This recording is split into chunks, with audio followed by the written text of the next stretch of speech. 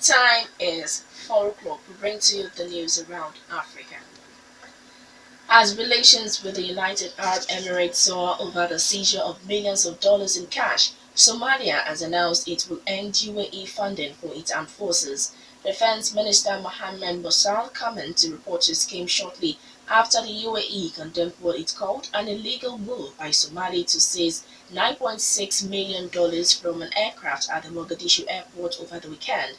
The UAE state news agency WAM said some of the 47 Emirati Armed Forces personnel on the plane were held at a gunpoint and assaulted by Somali security forces. It announced the seizure on Sunday, saying security forces boarded the plane and discovered 3 unmarked bags of cash during routine checks. Our security ministry statement said the bags were full of US dollars and an investigation was underway to determine why they had been smuggled into the country. Somalia's defense minister said all of the UAE trained Somali troops would be integrated into or will be integrated into army units by Thursday. Protests by scores of civilians in the Central African Republic who are aggrieved that many nationals were killed in clashes between United Nations troops and armed groups have been described as propaganda. The UN says protesters who placed corpses in front of their headquarters in the Central African Republic were using the bodies for propaganda.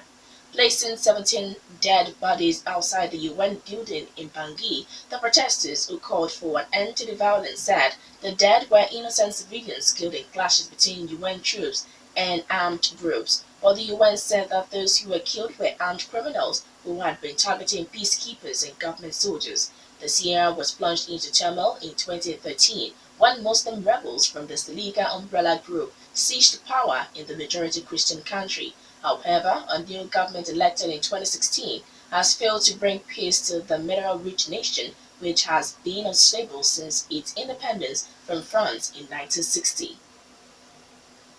Ethiopia's new Prime Minister Abiy Ahmed has visited the hotbed of recent anti-government protests, promising that change will come if people are patient. Speaking to a crowd of thousands at a stadium in the town of Ambo, he said the country was on the path of change and love. The new prime minister, a former army officer, is from the country's largest ethnic group, the Oromo, and his appointment was seen as a move to appease the protesters. Demonstrations calling for political and economic reforms have lasted almost 3 years and have seen thousands arrested. A German aid worker has been abducted in the west of Niger near the border with Mali. Officials say the man and his colleagues were traveling on Wednesday when the gunmen stopped them. It is not immediately clear who was behind the abduction, while it took place in an area where jihadist militants operate. Officials say the aid workers were returning from a trip to the border region when militants on motorcycles intercepted their convoy, set to the vehicle, and then took them away. The German national, who is reported to have been working for the aid group, was seized near Ayoru in Tilaberi, a dangerous part of Niger where militants regularly target the army. 4 US soldiers were killed there last October.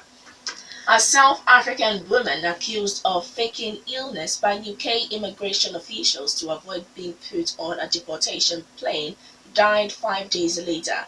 Nancy Mosamai and her husband Fusi had been in the UK for more than 10 years but ran into difficulties when they applied to renew their visas, the newspaper says. On 7 March, they were told they were to be forcibly removed from the UK that day. Mr. Mosamai told The Guardian that they were taken to Heathrow Airport. His wife collapsed in the corridor. Instead, officials then decided to put the couple into detention instead. The next morning, both of them were released, but she collapsed and died of a pulmonary embolism 5 days later in the UK on 12 March. The UK Home Office has referred the case to the Independent Prisons and Probation Ombudsman for the investigation, The Guardian says.